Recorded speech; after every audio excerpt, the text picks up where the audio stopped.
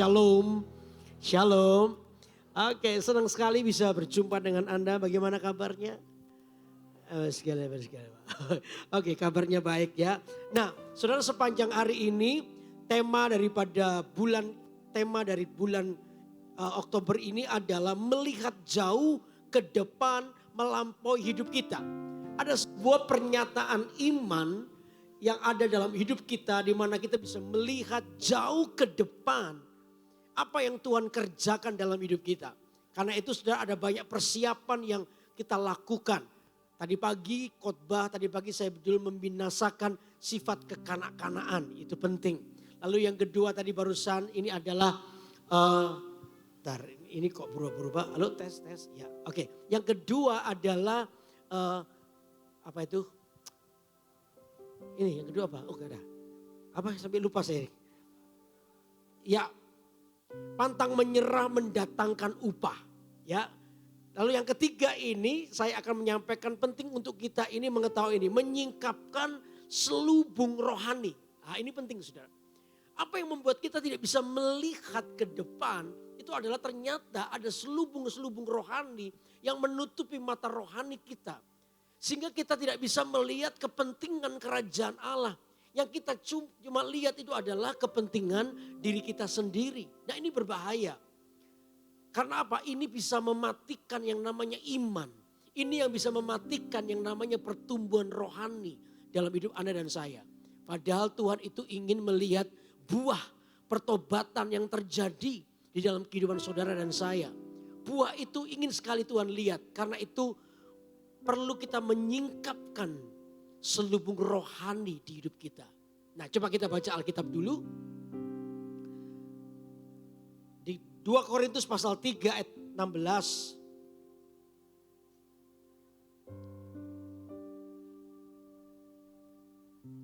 Dua Korintus pasal 3 ayat 16.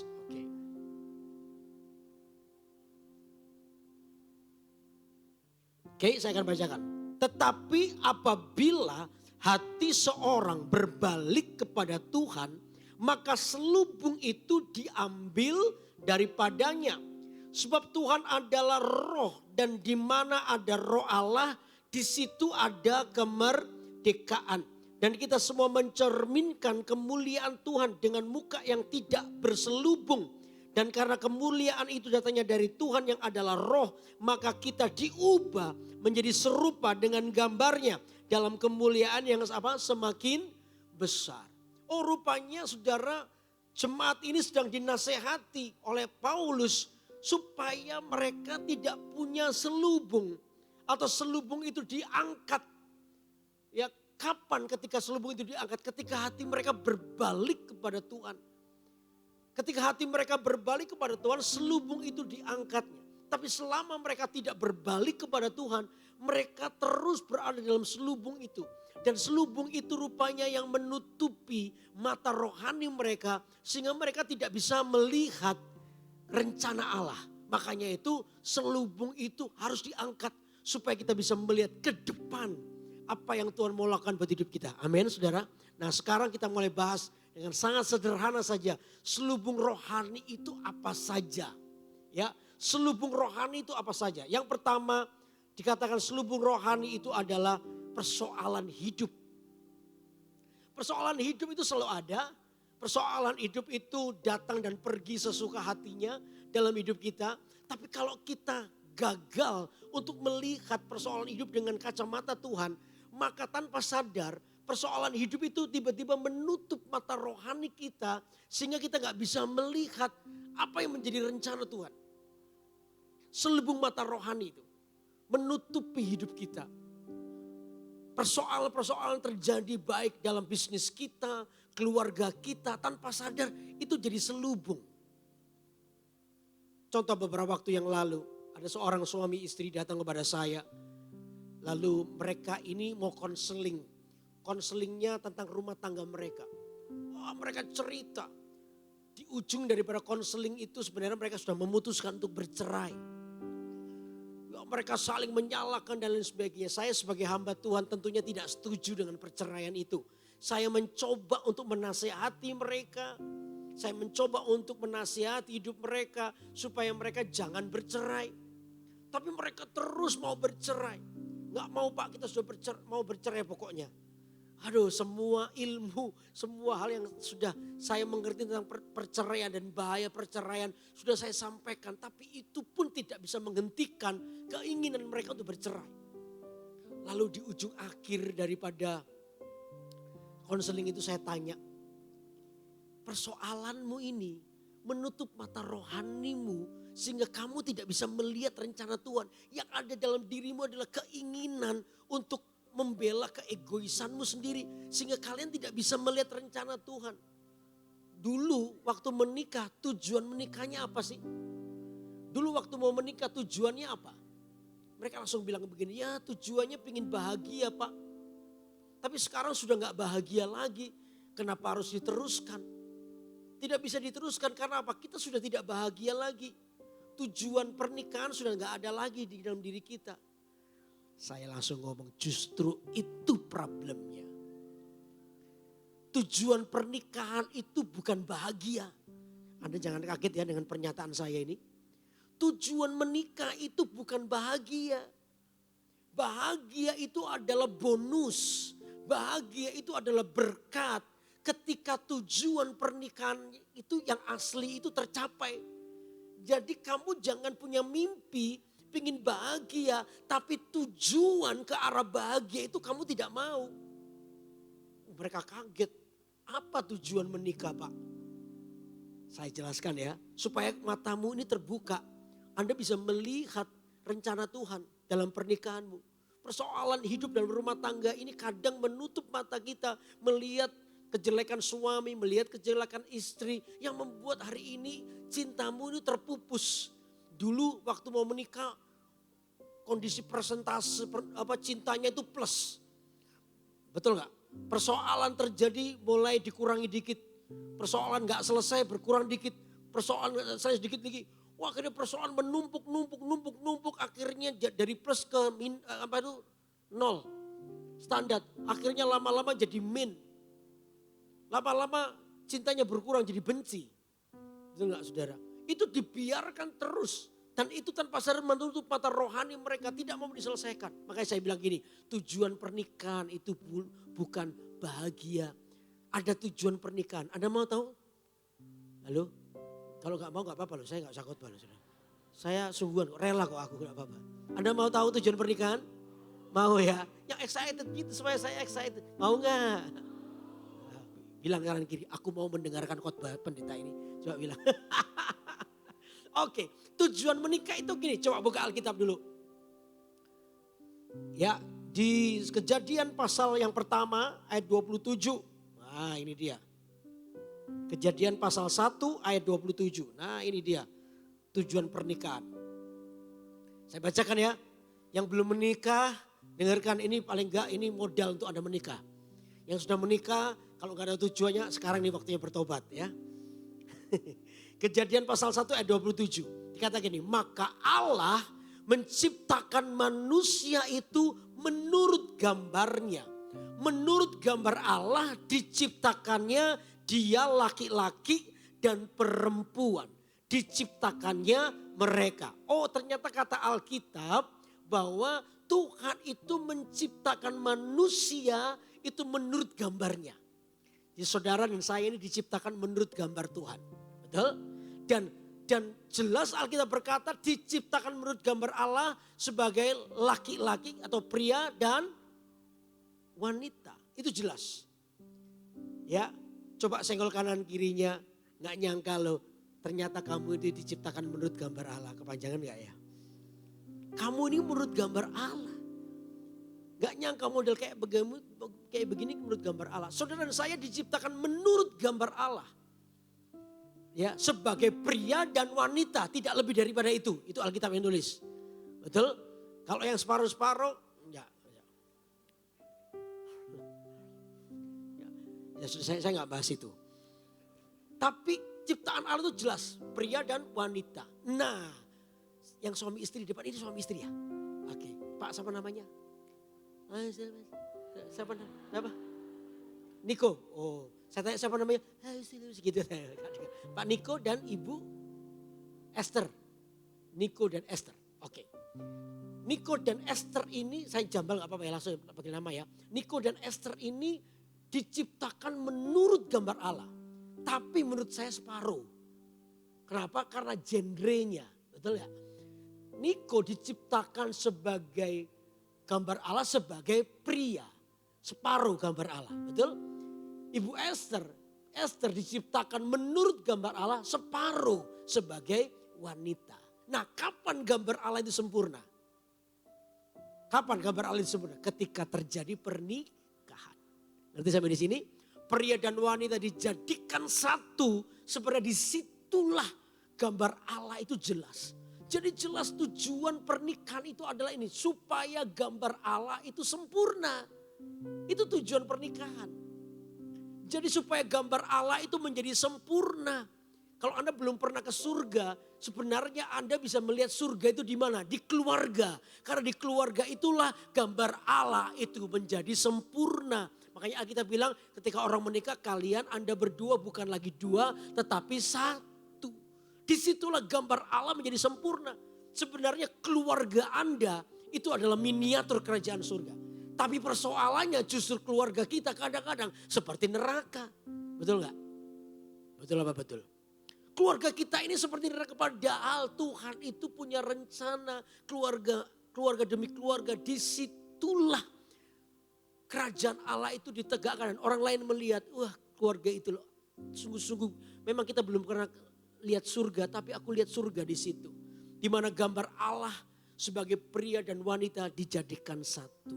Nah masalahnya orang tidak mengerti ini. Orang tidak mengerti tujuannya, pengennya bahagia. Nah kapan gambar Allah itu sempurna? Kapan Anda didewasakan? Lihat cuma satu cara. Apa itu? Konflik.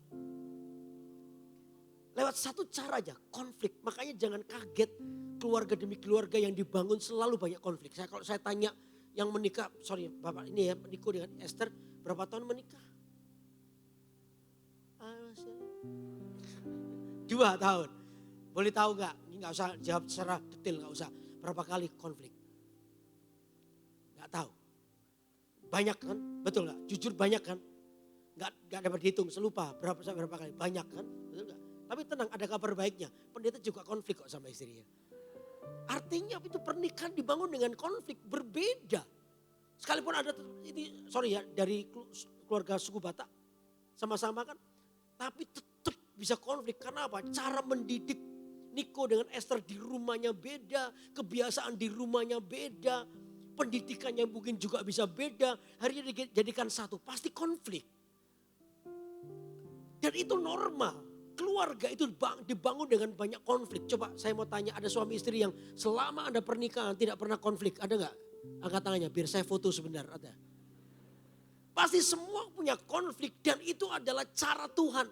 Makanya konflik itu yang terjadi, tidak semuanya itu jahat. Persoalan hidup, ini saya kasih contoh tentang keluarga ya. Banyak persoalan hidup sih, tapi saya ambil contoh keluarga. Persoalan hidup yang Anda alami tidak semuanya jahat.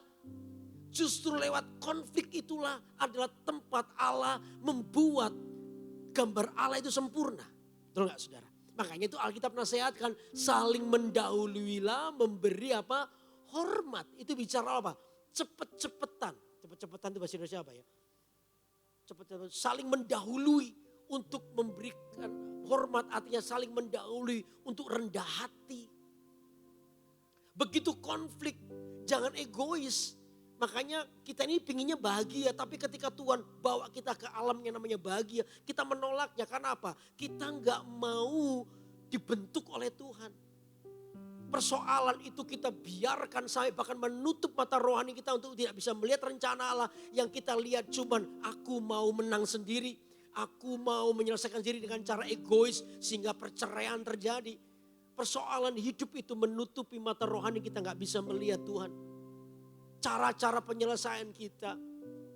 Kadang-kadang ada banyak konflik yang terjadi. Kadang kita ini nggak mau menyelesaikan. Kita lebih memilih untuk apa itu, gencatan senjata. Kadang-kadang nggak ngomong. Ya yang suami istri kadang kalau bertengkar itu bisa tahan loh. Ada yang 2-3 bulan gak ngomong itu ada loh. Gak usah angkat tangan di sini, gak usah. Ada yang 2-3 bulan gak ngomong. Ngomong itu lewat tulisan.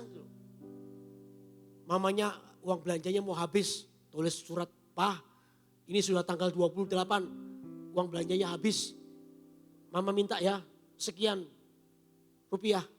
Nanti taruh di meja aja." Tulis gitu. Taruh, gak ngomong. Taruh di mejanya.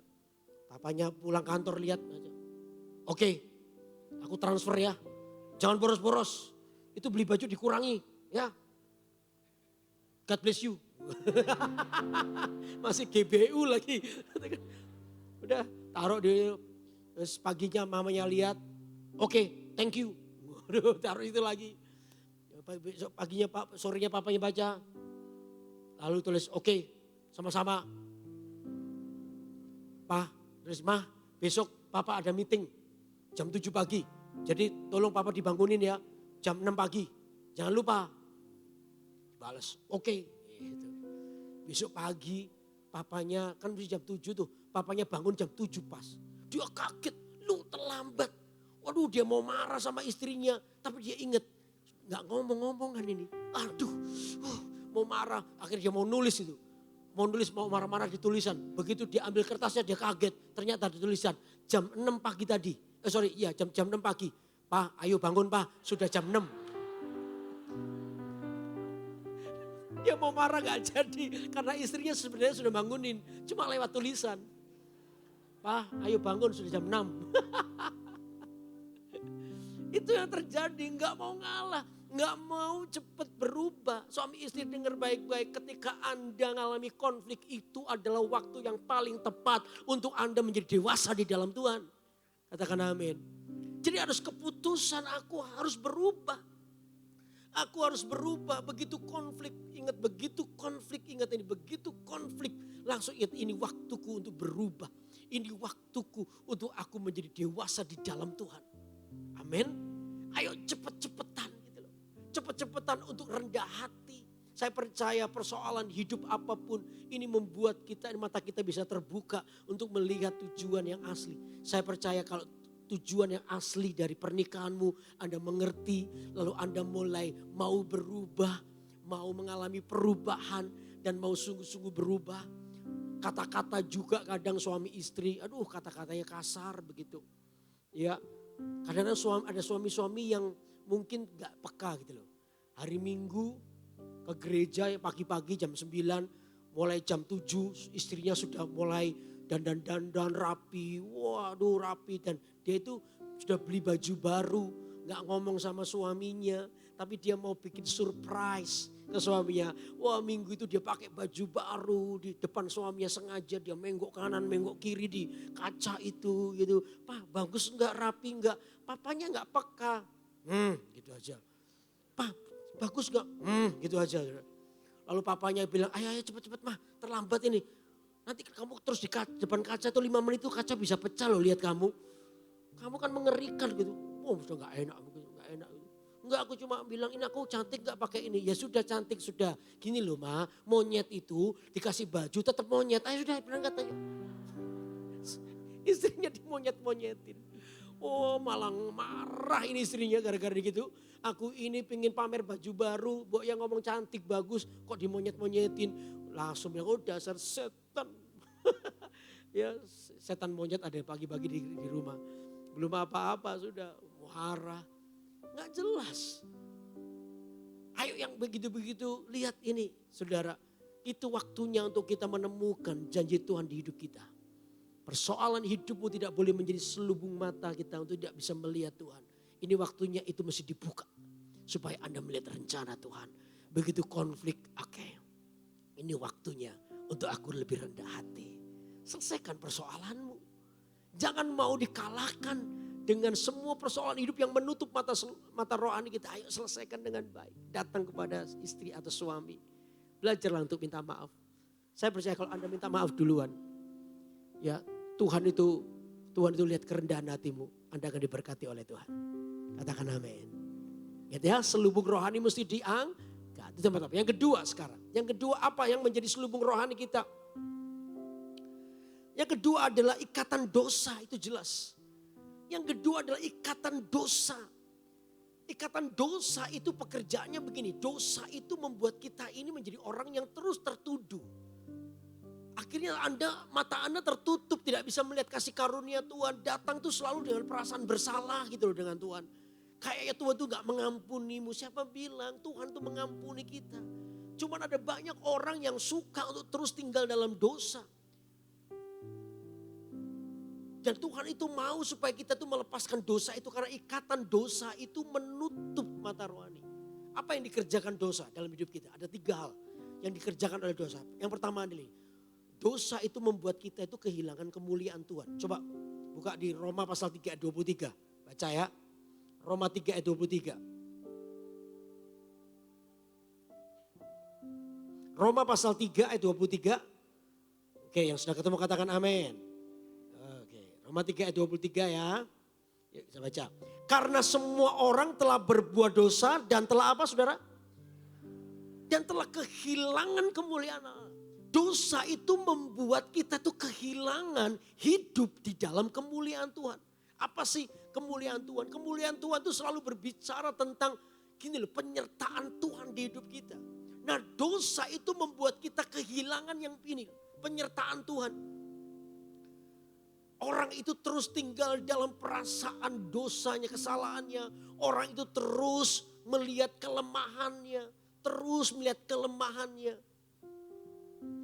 Dia tidak bisa melihat apa yang Tuhan kerjakan di dalam kehidupannya. Dia terus tinggal dalam intimidasi. Dosa itu membuat kita itu adalah orang yang terus terikat. Yang terus tidak bisa melihat penyataan Tuhan dalam kehidupan kita. Tidak bisa melihat mujizat yang Tuhan kerjakan. Merasa hidupnya jijik. Merasa terintimidasi oleh roh jahat. Sehingga datang ke kebaktian itu selalu dengan menundukkan kepala kita. Lalu merasa bahwa aku tidak layak. No. Saudara, dosa itu membuat kita kehilangan kemuliaan Tuhan. Tapi kalau hari ini Anda adalah orang yang dibebaskan. Anda akan melihat betapa Tuhan itu mengasihimu. Katakan amin. Sehingga kadang-kadang orang itu merasa aku ini gak bisa datang di hadirat Tuhan. Perasaan bersalah. Terus lihat kelemahan. Itu bicara soal kemuliaan Tuhan. Kemuliaan Tuhan itu membuat kita hari ini berdiri tegak. Bukan untuk sombong. Saya tahu bahwa iblis telah dikalahkan di kaki Kristus. Dan Kristus telah diberikan kepada jemaat. Anda harus mengalami kemenangan di dalam Tuhan. Katakan amin. Halo amin. Saya dulu orang yang minder. Saya itu pemalu karena maaf ya berat badan saya dulu gede banget. Ya, saya ini kan pendek, gendut, waduh gak karuan. Saya seringkali dibully di sekolah saya dulu. Sehingga saya membuat saya minder. Saya ini takut tampil gitu, takut. Gak bisa apa-apa. Tapi satu hari ketika saya ketemu dengan Tuhan. Saya menyadari bahwa aku ini adalah orang yang hidup di dalam kemuliaan Tuhan. Dosa sudah tidak lagi berkuasa atas hidupku. Aku sudah melepaskan diriku dari semua ikatan-ikatan dosa. Aku adalah orang yang dimerdekakan dalam Tuhan. Sampai satu hari, saudara, dalam pelayanan dulu awal-awal itu mungkin tahun 88 atau 89 saya masih ingat. Saya ini diminta pertama kali jadi pelayanan di panggung ini, jadi penyanyi, jadi singer. Saya masih ingat saya di pojok sini saudara. Itu singernya 5 orang, saya paling laki sendirian, sana 4 wanita semua. Pemimpin pujiannya itu ketua pemuda, waktu itu di Mawar Sharon tahun 88. Ya, pemuda Mawar Sharon. Dia nyanyi lagu gitu. Ya, begitu nyanyi lagu tiba-tiba ada surat datang. Di mejanya ditulis pembicara hari ini tiba-tiba sakit. Tidak ada yang khotbah. Gimana kalau ketua pemudanya yang khotbah? Waduh, dia mimpin pujian dengan saat itu. Wah, dia terkejut juga saudara. Saya pertama jadi singer itu sejagung-jagung keringetnya. Groginya minta ampun. Tiba-tiba saya dipanggil sini. Saya tuh gak tahu disuruh apa. Saya maju ke depan, dia bilang gini, kamu yang mimpin pujiannya. Saya pertama jadi singer, itu keringet sejagung-jagung. Langsung tengah-tengah jadi WL, jadi song leader. Langsung seduku-duku. Grogi, saya masih ingat nyanyi betapa baiknya Tuhan tuh. Betapa baiknya engkau Tuhan. Itu ya, itu pemain keyboardnya sudah intro. Pas masuk saya gak bisa masuk. Fales. Ngulangi lagi. masuk lagi, bet gak bisa masuk, bet terus saudara. Betapa itu gak bisa ngomong gitu. Pemain keyboard saya bilang, ayo sekarang masuk. Itu jemaat ketawa semua. Saya itu kayak dihukum di depan itu. Aduh. Gimana ya daripada saya itu kayak terintimidasi. Wah gak bisa ini gak bisa. Ya kacau semua ya. Akhirnya saya terpaksa nekat harus nyanyi nih, masa bat terus sepanjang ibadah. Akhirnya saya nyanyi betapa bahaya itu kunci G, saya kunci Inggris. Nggak cocok, fals semuanya. Aduh saya itu habis selesai itu saya mikir ini sudah pasti nggak ada yang mau menikah sama saya ini. Aduh suram menikah sama orang ini. Akhirnya saya turun, saya duduk di depan itu saya terintimidasi. Saya berjanji udah setelah ini aku nggak mau menjadi pimpin pujian lagi. Suruh hidupku sudah gak mau. Aku mau jadi asyir pendoa atau gembala lah paling enggak lu. Ngelunjakin namanya. Saya duduk di situ. Ya. Terus terakhir WL-nya di handle sama ketua pemudanya. Dia nyanyi semuanya oke selesai. Saya duduk di situ sendirian. Dia turun, dia dekati saya. Dia bilang gini, bagus. Itu memuji dan menghina itu tipis kadang-kadang. Kita tuh kadang gak menyadari, betul gak saudara? Bagus. Dan yang lebih gak enak adalah ini, minggu depan kamu lagi ya. Tahu gak saudara, di situ tuh saya grogi, terintimidasi. Waduh gak karuan saudara, gak karuan. Akhirnya teman-teman CG saya waktu itu, ayo Yudi kamu pasti bisa. Gak apa-apa pasti bisa. Gak apa-apa ayo kita nanti duduk di depan ya. Ya nanti kita semangat ya. Kamu gak boleh malu, gak boleh minder. Sudah Tuhan sudah pilih, kamu pasti bisa. Saya 1 minggu itu belajar nyanyi. Saya belajar untuk masuk-masuknya supaya gak falas. Oh belajar. Akhirnya minggu depannya saya mimpin pujian lagi. Itu masih hari Selasa. Itu dulu namanya CIPI, Citra Pemuda Indonesia. Jadi awal AUG-nya kita itu namanya Citra Pemuda Indonesia. Saya masih AUG-nya waktu itu. Jadi saya mimpin pujian lagi di sini. Wah tetap falas. Tapi saya semangat gara-gara melihat teman-teman CG saya itu berdiri di depan, pakai kaos kuning semua. Lalu ada tulisan kecil, hidup Yudi, cayo Yudi gitu kan. Wah mereka nyanyi di depan, wah begitu. Saya lihat, jadi jemaat saya cuma 10 orang itu aja, ya haleluya. Saya bisa gak lihat yang lain. Saya mulai bisa. Ternyata saya bilang gini, aku ini bukan orang minder, gak boleh.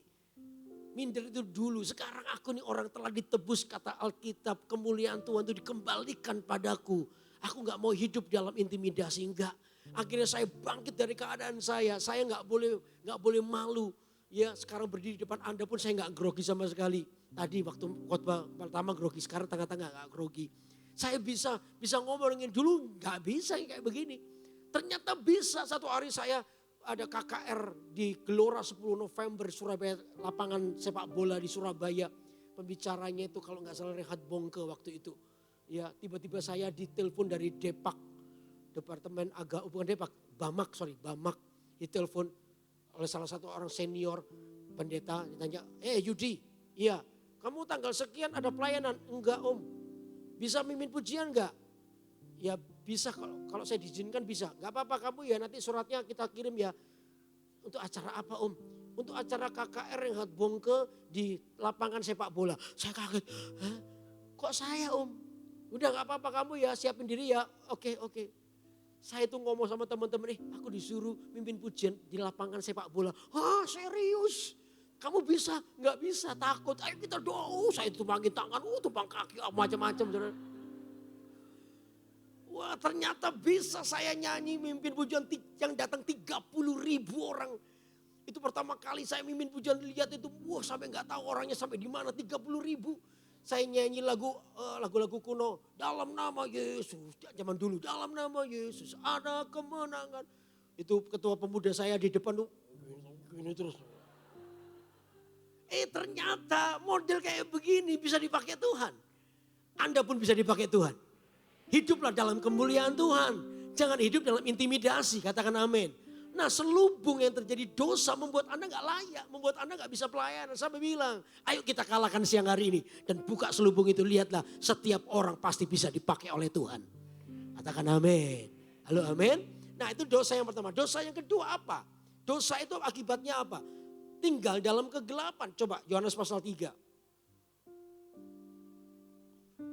Masih selubung ya, ikatan dosa ya. Yang kedua, apa itu? Dosa itu membuat kita tinggal dalam kegelapan. Yohanes pasal ketiga ayat 18. Coba lihat. Barang siapa percaya kepadanya, ia tidak akan dihukum. Barang siapa tidak percaya, ia telah berada di bawah hukuman. Sebab ia tidak percaya dalam nama Anak Tunggal Allah. Dan inilah hukuman itu. Apa itu? Terang telah datang ke dalam dunia, tetapi manusia lebih menyukai apa? Kegelapan daripada terang. Sebab perbuatan-perbuatan mereka apa? Jahat. Nah, dosa itu membawa kita berada di dalam kegelapan. Apa yang gelap? Hidup kita gelap, masa depan kita gelap. Seorang ibu datang kepada saya. Datang kepada saya dan berkata, Pak Yudi, tolong doakan Pak, suami saya selingkuh. Oh ya, kebetulan saya kenal suaminya. Kok bisa nggak tahu Pak? Kemarin ketahuan dia selingkuh. Saya sudah nggak tahan gimana ya Pak. Saya mau bercerai. Oh jangan. Jangan, ayo pertahankan keluargamu. Suamimu bisa bertobat kok. Ayo. Akhirnya boleh gak saya panggil? Enggak apa-apa Pak. Akhirnya saya panggil, saya telepon dia datang di situ. Lalu saya tegur dia dengan kasih tentunya sebagai seorang gembala. Pak, kalau Bapak lakukan itu, kenanya bukan hanya kepada istrimu tapi kepada anak-anakmu. Kasihan, Bapak harus tegas di area ini. Apa yang perlu diperbaiki, ayo diperbaiki. Jangan dibiarkan lalu Bapak selingkuh begitu sebagai pelampiasan. Itu salah. Ya saya selingkuh gara-gara dia. Tetap kamu selingkuh salah. Memang ada pemicunya tapi kamu selingkuh tetap salah. Jangan menyalahkan orang lain. Iya Pak, saya mau janji Pak. Janji apa? Saya harus hati-hati Pak. Hati-hati apa? Supaya gak ketahuan. Oh bukan. Hati-hati supaya jangan gak bertobat kamu ini. Ya hati-hati supaya nggak jatuh lagi Pak. Ya itu yang betul. Jangan sampai ketahuan. Lebih pinter kamu berarti. Udah, ya Pak saya bertobat sama istri saya tanya. Gimana ibu mau nerima suami? Ya bisa Pak. Tapi sebenarnya saya nggak kuat. Tapi Pak Yudi doakan. Ya saya doakan supaya ibu kuat menerima suamimu ya. Iya Pak saya doakan. Udah selesai. Udah pulang dengan tangan. Ya puji Tuhan. Nggak sampai setahun saudara. Istrinya datang lagi. Saya bilang kenapa Bu? Suami saya selingkuh lagi Pak. Loh suamimu selingkuh lagi? Sama wanita yang sama? Enggak beda. Loh kok banyak? Iya gak tahu Pak. Bapak bilang sama dia ya tak telepon. Saya telepon datang lagi suaminya. Loh Pak kan sudah janji yang lalu. Bapak ini janji sudah mau bertobat. Kok masih selingkuh lagi? Ya itu Pak saya gak tahan. Nah itu. Jangan begitu lagi loh Pak, nanti begini. Iya Pak saya bertobat, nangis lagi. Saya tanya sama ibunya, mau nerima dia? Ya mau Pak. Oke, kita doain lagi sudah damai. Gak sampai setahun, istrinya datang lagi. Saya sudah bilang gini, dia belum ngomong saya tahu. Pasti suamimu selingkuh kan? Iya Pak Yudi kok tahu? Langganan. Tiap kali kamu datang masalahmu selalu itu. Kalau begini nggak usah Tuhan berbicara, saya sudah bisa tebak ini. Yo Pak Yudi peka, enggak peka, ini bisa ditebak karena kamu kebiasaanmu begitu. Ayo mana suami panggil, iya Pak dipanggil datang lagi. Wah waktu datang itu saya sudah ngomongnya agak keras sama suaminya. Sampai akhirnya Tuhan tuh bilang dengan saya ini, kalau orang ini nggak mau bertobat, dia izinkan ikatan dosa itu menguasai hidupnya. Matanya akan tertutup, semakin dia akan tinggal di dalam kegelapan. Dosa itu akan membawa dia dalam kegelapan. Karena apa? Dia izinkan matanya tertutup dengan dosa itu. Dia mau mengikatkan dirinya kepada dosa.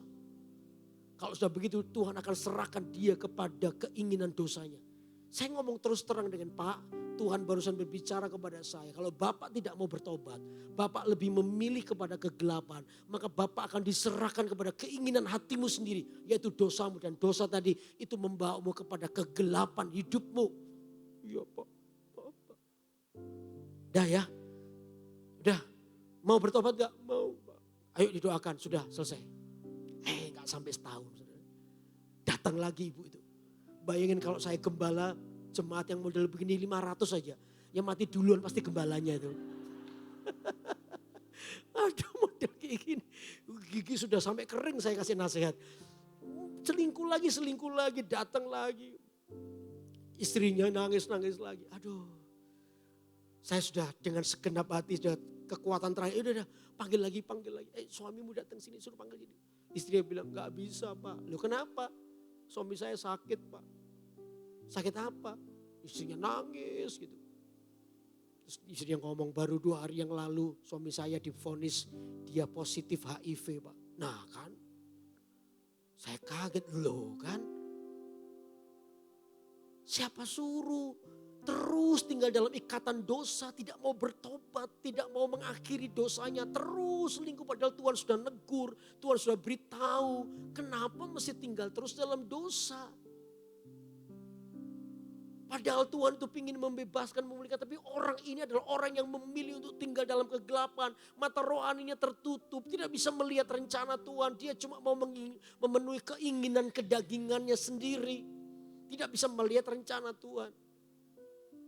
Saya izin istri saya, boleh gak saya besuki bapak ini? Boleh, tapi jangan sentuh apapun. Ya oke.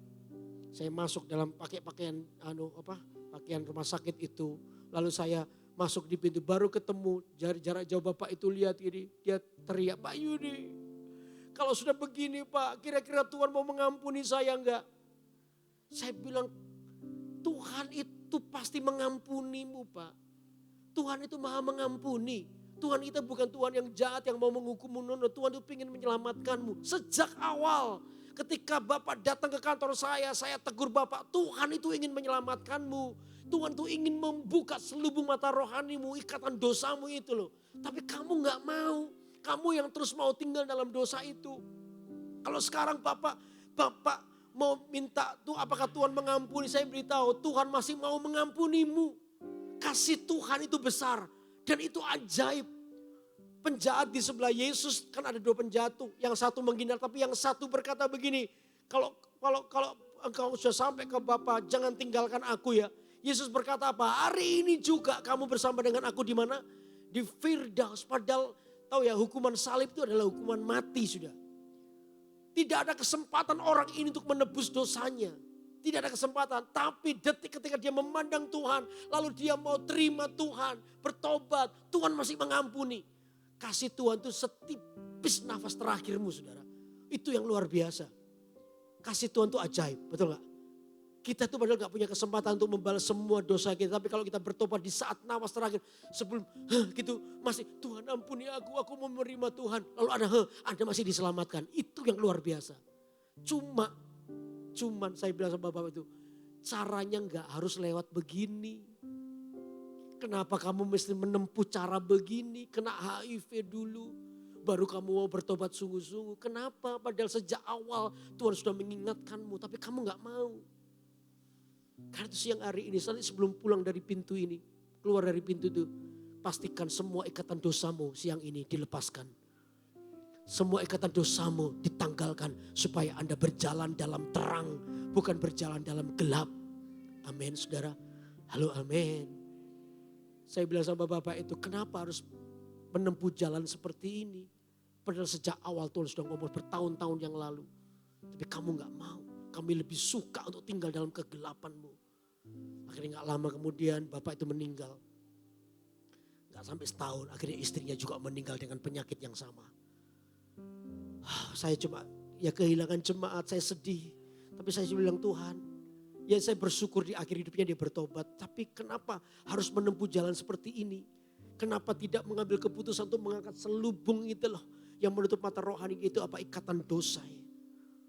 Halo amin saudara. Amin.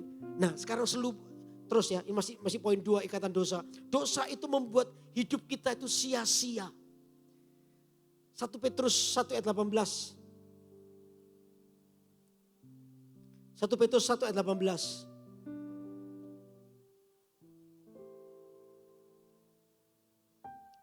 1 Petrus pasal 1 ayat 18.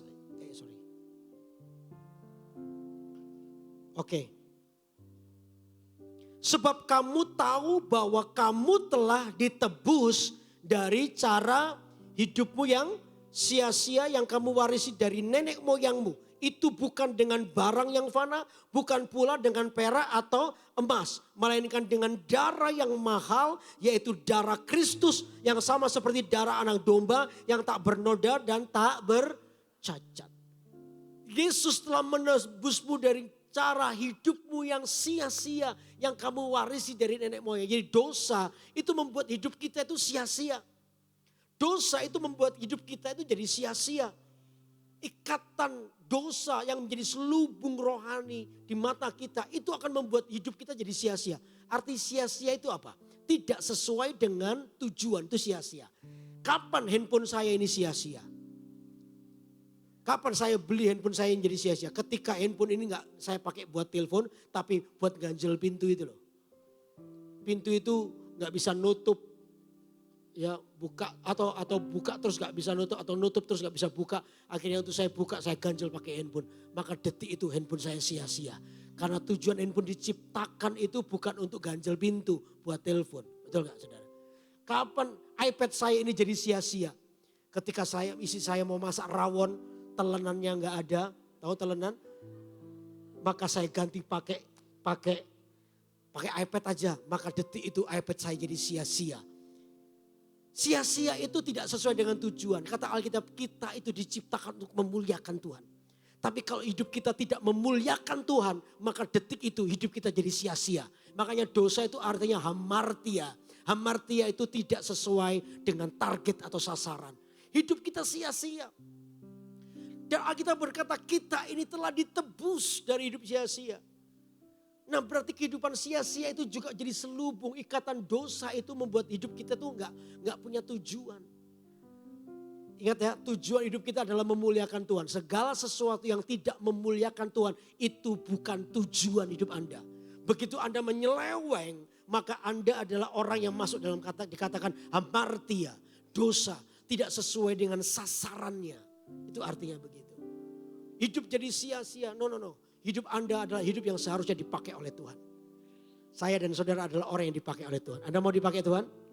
Halo, amin. Jadi itulah ikatan dosa. Selubung yang kedua, ikatan dosa. Tadi apa? Dosa membuat kita kehilangan kemuliaan Tuhan. Yang kedua, dosa itu membuat hidup kita dalam kegelapan. Yang ketiga, dosa itu membuat kita sia-sia. Itu adalah selubung yang perlu diangkat. Makanya pastikan tadi saya bilang keluar dari pintu nanti sebelum doa berkat. Pastikan semua ikatan dosa yang menutupi mata rohani kita ditanggalkan. Supaya hari ini kita melihat kemuliaan Tuhan. Amin. Halo, amin. Anda mengerti sampai di sini? Lalu yang ketiga, yang terakhir, kurang 6 menit lagi. Yang ketiga, yang terakhir adalah ini. Yang ketiga, yang terakhir, apa yang disebut selubung rohani kita, mata rohani kita. Ketiga adalah karakter yang buruk. Selubung rohani yang ketiga adalah karakter yang buruk. Karakter yang buruk ini juga menjadi penyebab. Orang emosian, gampang marah. Ya, karakter ini yang membuat kita tuh tidak bisa melihat rencana Tuhan. Susah untuk mengampuni, susah untuk bertobat. Keras sekali. Saya ini punya teman, barusan ketemu. Teman yang saya tahu masa kecil karena sama-sama dengan saya, teman masa kecil saya. Wah, dia ini adalah orang yang mengalami kekerasan di dalam pendidikan sebagai anak. Saya masih ingat dulu waktu kita pernah masih kecil itu, ya umur 7-8 tahunan, kita tuh main layang-layang di sebuah lapangan itu, main layang-layang.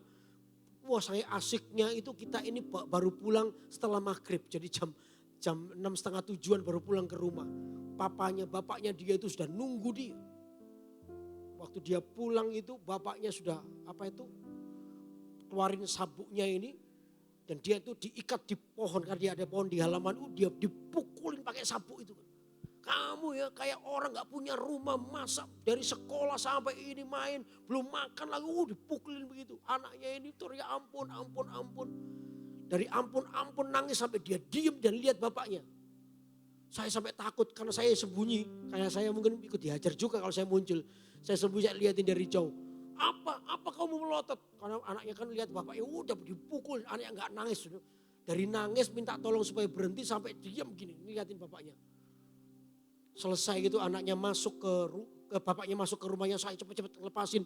Dikatanya, kalau teman saya itu diem begini. Tiba-tiba dia ngomong, nanti ya kalau aku besar tak balas papaku. Dia mau balas papanya, nanti papanya diikat di pohon dia pukulin pakai sabuk gitu. Rencana dia kayak begitu sih. Ini bahasanya anak-anak. Wah dia bertumbuh, dia bertumbuh. Nah barusan ketemu, saya memberitakan Injil. Dia tahu saya jadi pendeta, saya ngomong banyak hal dengan tentang kasih Tuhan. Dia gak percaya kasih Tuhan. Dia bilang begini, gak ada kasih itu Yudi. Siapa yang kuat itu yang menang. Dia cerita bagaimana kalau dia punya persoalan, diselesaikan selalu dengan banting kursi, pukulan, lempar meja, begitu saudara. Dia kalau menyelesaikan masalah, gak ada kasih itu. Dia matanya tertutup, tidak bisa melihat sesuatu yang lebih lagi. Karena apa? Karakternya dibentuk menjadi karakter yang buruk, emosional. Tidak bisa melihat sesuatu rencana Allah yang indah. Karakternya ini tidak bisa berubah. Saudara, Tuhan itu ingin mengubah karakter kita. Halo, amin.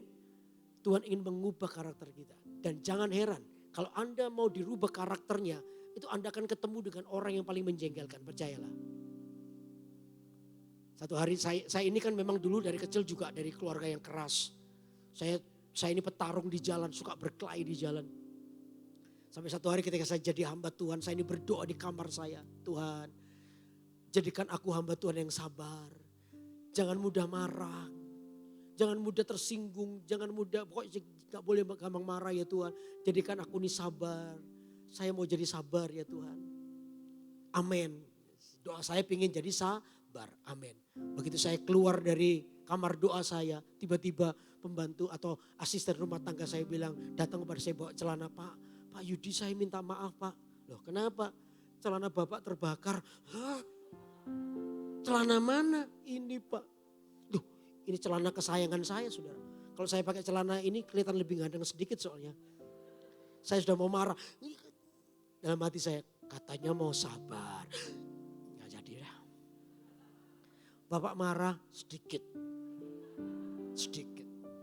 Buat apa Pak? Ya sudah ternyata dipotong lah. Buat apa terserah. Ya buat pel-pelan atau buat apa terserah ya. Ya lain kali jangan terbakar lagi ya. Iya Pak minta maaf ya. Sabar, sabar. Udah saya siap-siap mau ke kantor pagi-pagi itu sudah mau ke kantor. Saya ini baru bisa belajar mobil, baru beli mobil, ya baru bisa belajar. Rumah saya itu di daerah Kutisari. Anda kalau orang Surabaya tahu Kutisari, kantor saya di Cempaka. Itu jauh banget melewati jalan namanya Ahmad Yani. Di Surabaya itu macet kalau pagi itu. Dan orang Surabaya kalau setir motor tuh wush, potong-potongan gitu. Ya lebih baik Medan lah daripada Surabaya. Itu kata saya. Tapi kalau Anda lebih baik Medan, lebih luar biasa Medan itu kan. Apalagi sama ibu-ibu itu loh. Ya sen kiri belok kanan itu kan. Kalau saya lihat ibu-ibu itu sen kiri itu saya agak curiga. Sebab yang tahu cuma dia dan Tuhan saja yang tahu. Dia mau kemana saya itu gak ngerti. Pernah dimarahin, loh Bu sen kiri. Kok belok kanan? Iya sen kiri itu artinya kamu lewat ke kiri. Jangan lewat kanan, saya mau belok kanan. Oh gitu. Ibu ini punya pemandangan sendiri. Jadi kalau dia sen kiri, artinya suruh kita yang ke kiri. Kalau dia mau ke kanan, kan begitu. Udah terserah lah. Wah disalib gitu, disalib. Udah dipotong-potong pakai motor gitu. Sampai satu saat kena spion saya, kena mobil baru saya. Kata Alkitab di mana hartamu di situ hatimu. Disenggol spionnya, bung begitu. Wah hati saya duk gitu. Tak buka itu kacanya, mau tak teriakin, woi gitu. Waktu tak buka kacanya mau tak teriakin, hati saya bilang, katanya mau sabar. Yang keluar gini, kau yang terindah di dalam hidup ini. Gitu. Tiada Allah, tak tutup lagi, Allah Tuhan yang seperti Engkau, haleluya. Udah jalan terus sampai di lampu merah itu ada anak kecil. Tutup botol, tahu tutup botol itu apa ya? Kalau kita Surabaya bilang kempieng, tahu tutup botol ya? Yang tajam-tajam itu dilancipin, dibuat ecek-ecek itu. Ya, dia nyanyi pengamen kecil. Saya lihat, aduh lupa bawa orang kecil. Saya bilang, nggak ada duit ya nanti besok ya tiap hari lewat sini ya, besok ya. Dia mencucu, hidung sama mulut balapan. Tiba-tiba saudara, saya itu sudah tutup kacanya tiba-tiba. kempeng tadi, tutup botol yang tajam, sudah tajam-tajam karena dibuka semuanya itu, ditempelkan di mobil baru saya. Itu dibaret mulai awal, pertengahan hingga akhirnya kayak kebaktian itu. Kayak wah dibaret begitu. Saya itu lihat dari kaca ini anak umur 7 tahun tak lempet-lempet tak masukin saku bisa loh.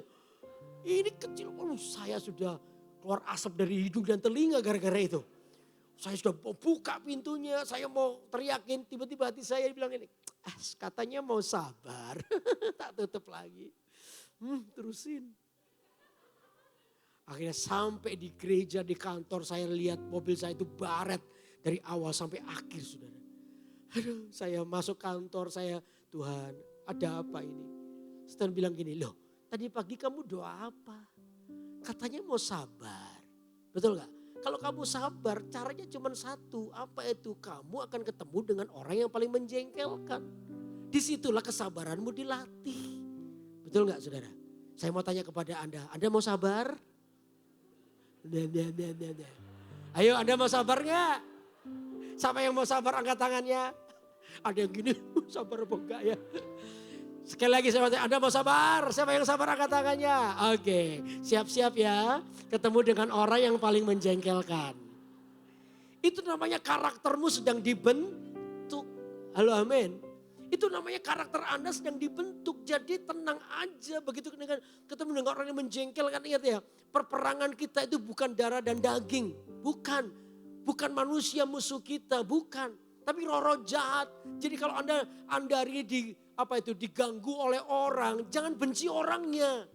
Jangan Tuhan izinkan orang itu dipakai oleh Tuhan supaya Kristus itu nyata dalam hidupmu. Halo amin. Makanya saya ketika konflik dengan istri dan lain sebagainya, saya semakin cinta sama dia. Karena saya tahu istri saya adalah orang yang dipakai oleh Tuhan untuk supaya Kristus sempurna dalam hidup saya. Halo amin. Makanya saya semakin mencintai karena orang ini, tanpa orang ini aku gak mungkin bertumbuh. Aku ini bukan hanya orang yang cuma pinter khotbah atau enggak. Saya mau menghidupinya. Lewat istri dan anak-anak saya karakter Kristus semakin nyata di hidup ini. Katakan amin. Halo amin. Jadi siapa yang bisa membuat Anda marah? Siapa yang bisa membuat Anda sakit hati? Bukan orang lain. Tapi respon hatimu sendiri. Halo amin. Karena itu ayo kita kalahkan itu. Itu selubung rohani yang perlu diangkat supaya hidupmu terus memuliakan Tuhan. Amin. Ada siap dibuka selubung rohani? 3 selubung rohani apa saja tadi? Apa ya selubung rohani yang pertama apa tadi? Persoalan hidup. Yang kedua apa? Ikatan dosa. Yang ketiga apa? Karakter yang buruk. Ayo 3 ini harus diangkat. Baru Anda akan melihat kemuliaan Tuhan terjadi pada hidup Anda. Beri tepuk tangan buat Allah yang besar. Haleluya. Mari kita bangkit berdiri sama-sama. Kunci D. Ku percaya Engkau bekerja buat kebaikanku.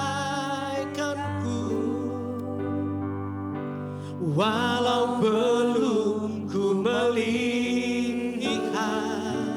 Mari katakan sama-sama. Namun kuasa-Mu sempurna.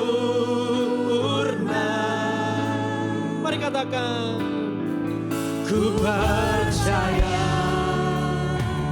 pasti Tuhanku akan jalanku di waktu yang terbaik. Oh, seturut kehendakmu. Mari katakan, ku percaya Engkau bekerja. Haleluya. Amin.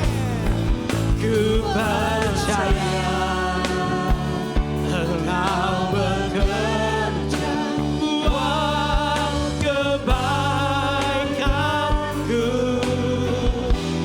Walau belum ku melihat, namun kuasa-Mu sempurna.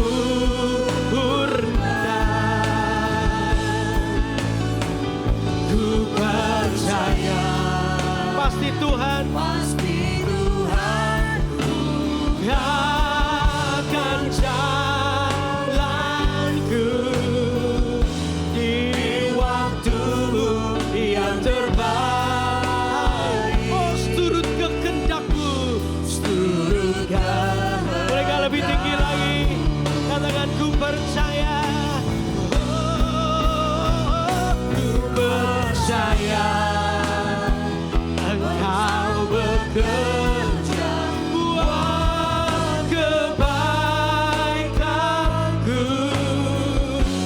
Walau belum ku melihat, namun kuasa-Mu sempurna. Katakan ku percaya. Ku percaya pasti Tuhan, Pasti Tuhanku akan jalanku di waktu-Mu yang terbaik. Oh, seturut kehendak-Mu, seturut kehendak. Katakan di waktu-Mu yang terbaik, di waktu-Mu yang terbaik. Oh, di waktu-Mu yang terbaik, di waktu-Mu yang terbaik, di waktu-Mu yang terbaik, di waktu-Mu yang terbaik. Seturut kehendak-Mu. Mari kita beri tepuk tangan buat Allah kita. Mari kita sembah Dia. Mari serahkan hidupmu kepadanya. Oh, tiada lama takkan ada meredup. Haleluya, haleluya. Tiada lamanya sandaramu. Tiada randere-kede. Haleluya, haleluya.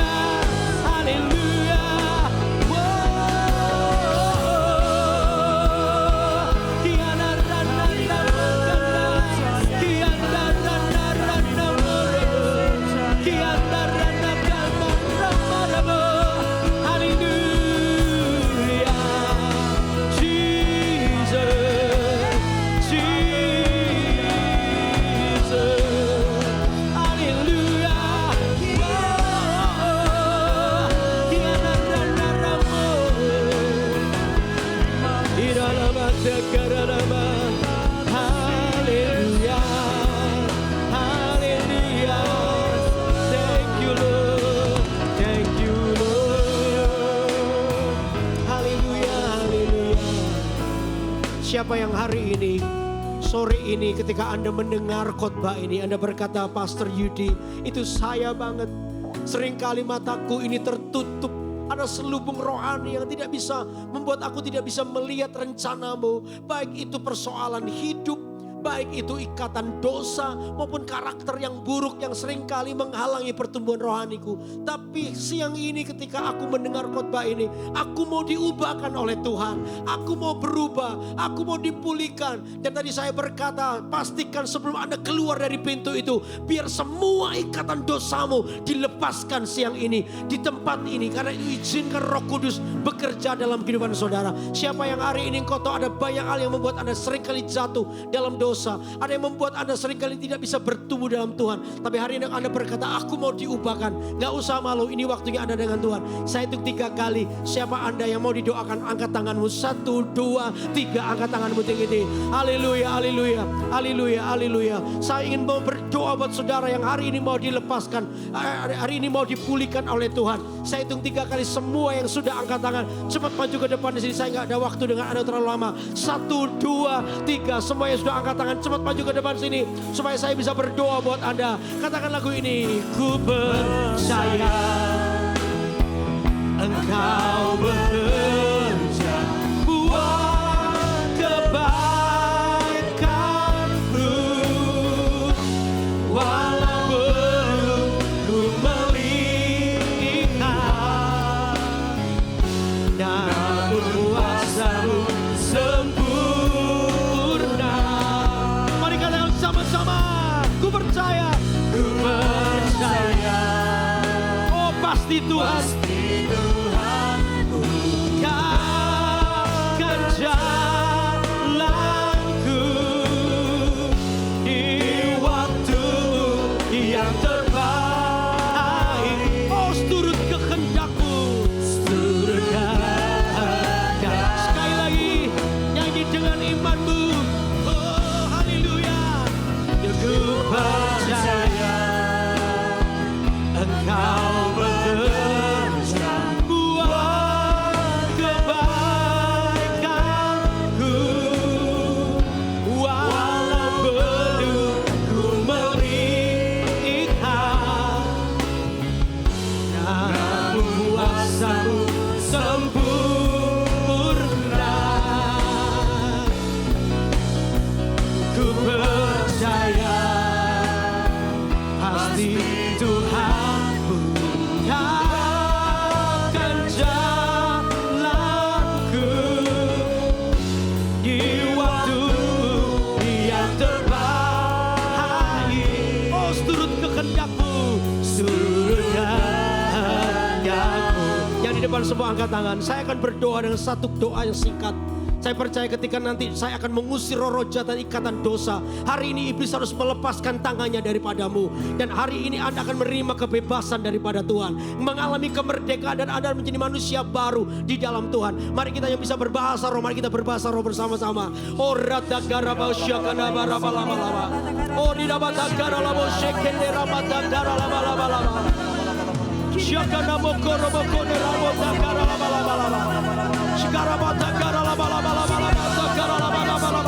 Sekarang saya mau berdoa.